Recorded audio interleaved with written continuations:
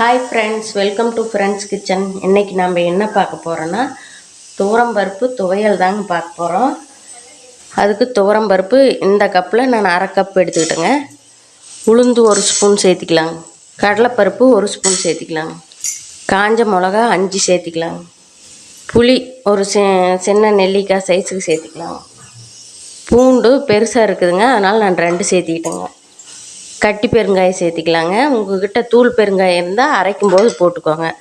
அவ்வளோதாங்க. இது எண்ணெயெல்லாம் எதுவும் சேர்த்தாமல் அப்படியே லோ ஃப்ளேமில் வச்சு நல்லா பொன் வறுவலாக வறுத்து விட்டுறலாங்க. கருவேப்பிலை ஒரு இனுக்கு சேர்த்திக்கலாம்.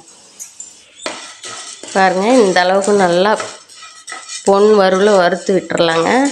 நல்லா வறுபட்டு வந்துருச்சுங்க. இப்போ இதை ஆற வச்சிடலாங்க. இது ஒரு 5 நிமிஷம் ஆற வச்சுட்டு அப்புறமேட்டு அரைச்சிக்கலாங்க. பாருங்க, நல்லா ஆறிடுச்சு. இப்போ இதுக்கு தேவையான உப்பு சேர்த்திக்கலாங்க. சேர்த்தி மிக்ஸி ஜாரில் போட்டு அரைச்சிட்டு வந்துடலாங்க.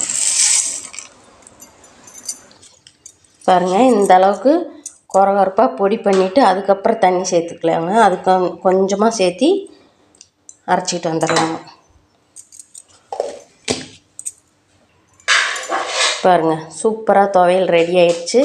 பாருங்கள், சூடான சாதத்தில் இந்த துவையல் போட்டு நெய் 1 ஸ்பூன் சேர்த்திக்கணுங்க. சேர்த்தி நல்லா பிணைஞ்சு சாப்பிட்டோம்னா சூப்பரான டேஸ்ட்டில் இருக்குங்க.